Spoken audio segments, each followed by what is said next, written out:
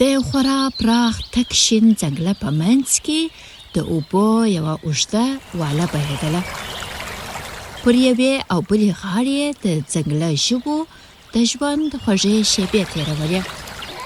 یوه ورځ یوه بیزوګۍ راله سوې ده، چیغې او نارې وهي، د ونې له یوه شاخه بل ته غورځي. هغه ځنګله ور اخیستی دی، په دې کې ایږ ولیدی. ایږ ته یې وویل: د ځنګله په منځ کې د اوبو واله وچه شوه، څه به کوو؟ د تندې به مړه سو.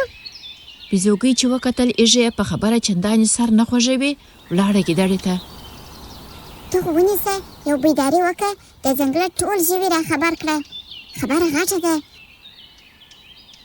سوی د خبر په اورېدو ولاړه، د اوبو ډک سطل یې کور ته ننایستی. د ځنګله له سره د غټ خړ پیل دربی دی رایله سوی دی، خبر یې اورېدلی دی. په لوړ غږ یې ناره کړه: نو څه ته ګورئ؟ درځئ چې کډه وکړو. هغه و چې ټول ژبې په غټه میدانۍ کې سره راټول سوه او پرېکړه یې وکړه چې زمري ته ورسي. د ځنګله ژوو زمري ته حال ووایه. زمري وویل: وړاندې ترجې چې پر کډه لرګی کښېږدو او کوچ وکړو، درځئ چې یو ځل والې ته ولاړ سو او په خپلو سترګو یې ووینو. هغه و چې زمری مخکې سو او د ژوو لښکر په پسې. ټول والې ته راغلل. که ګورې، واله د اوبو ډاکه ده، کبان پکښې لمبېږي. زمري بیزو ته مخ راواړوئ. دا خبر دې له چا اورېدلی و؟ بیزو وویل: توتي او کارغه ویله، ما غوږ ورته نیولی و.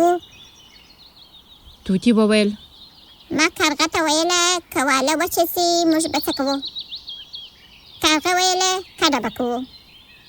زمري وویل: ښه بیزوګۍ، توتي او کارغه هسې خبره کوله او ته یې په رښتیا کړې، او ته هم پرته له دې چې واله یې وارې وګورې اوازه دې خپره کړه.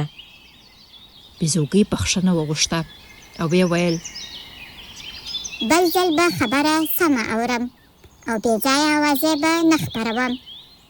تر هغه وروسته د ځنګله ژوي په دې پوه سوه چې باید هیڅکله هم په اوازو او ګنګسو باور ونه کړي او وړاندې تر دې چې خبره زړه ته واچوي، پلټنه یې وکړي.